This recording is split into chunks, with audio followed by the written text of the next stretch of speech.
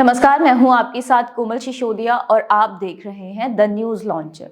उत्तर प्रदेश में पहले समाजवादी पार्टी ने, फिर भाजपा ने अपने उम्मीदवारों का ऐलान कर दिया और अब मायावती भी अपने उम्मीदवारों का ऐलान जल्द ही करने वाली हैं।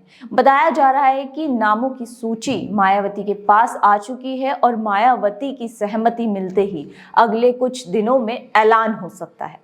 आपको बता दें कि बीएसपी आगामी चुनाव को लेकर अपने प्रत्याशियों की सूची को अंतिम रूप देने में लगी हुई है। पार्टी की ओर से इसकी तैयारी की जा रही है और सूत्रों की माने तो बीएसपी अगले हफ्ते प्रत्याशियों की लिस्ट जारी कर सकती है। हालांकि बीजेपी ने राज्य में 51 सीटों पर अपने उम्मीदवारों के नाम का ऐलान पहले ही कर दिया है, जबकि समाजवादी पार्टी भी 31 सीटों पर उम्मीदवार का ऐलान कर चुकी है। बीएसपी ने आगामी लोकसभा चुनाव के लिए अपने प्रत्याशियों की सूची लगभग फाइनल कर ली है। पार्टी की ओर से पिछले चुनाव में अच्छा प्रदर्शन करने वालों को फिर से टिकट दिया जाएगा और इसके अलावा जिन उम्मीदवारों को 2 लाख से ज्यादा वोट मिले थे उन्हें बीएसपी फिर टिकट दे सकती है। हालांकि सूत्रों की माने तो जिन सीटों पर पार्टी को प्रत्याशी नहीं मिले उन सीटों पर कोऑर्डिनेटर चुनाव लड़ सकते हैं और पार्टी के अधिकतर टिकट के दावेदारों की सूची बीएसपी चीफ के पास पहुंच गई है।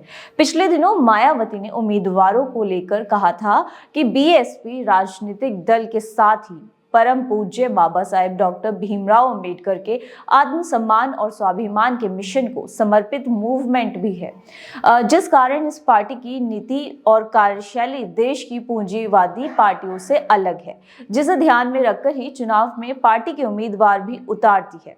बीएसपी चीफ ने कहा था कि अब बीएसपी के सांसदों को इस कसौटी पर खरा उतरने के साथ ही खुद जांचना है कि क्या उन्होंने अपने क्षेत्र की जनता का सही ध्यान रखा है, क्या अपने क्षेत्र में पूरा समय दिया, साथ ही क्या उन्होंने पार्टी और मूवमेंट के हित में समय समय पर दिए गए दिशा निर्देशों का सही से पालन किया है।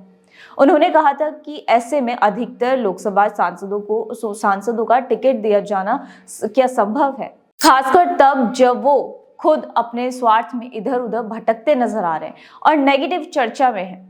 मीडिया द्वारा ये सब कुछ जानने के बावजूद इसे पार्टी की कमजोरी के रूप में प्रचारित करना अनुचित है और बसपा की पार्टी हित सर्वोपरि। मायावती के इस कड़े रवैये के बाद चर्चा है कि मायावती इस बार कुछ चौंकाने वाले नाम सामने ला सकती हैं, जिनमें कई नए चेहरे हो सकते हैं और अब ये लिस्ट आने के बाद ही तय होगा कि मायावती जो कैंडिडेट देंगी वो बीजेपी का कितना मुकाबला कर सकते हैं। लेकिन फिलहाल आज के इस वीडियो में इतना ही, लेकिन तब तक के लिए आप देखते रहें the news launcher Uttar Pradesh Uttarakhand. नमस्कार।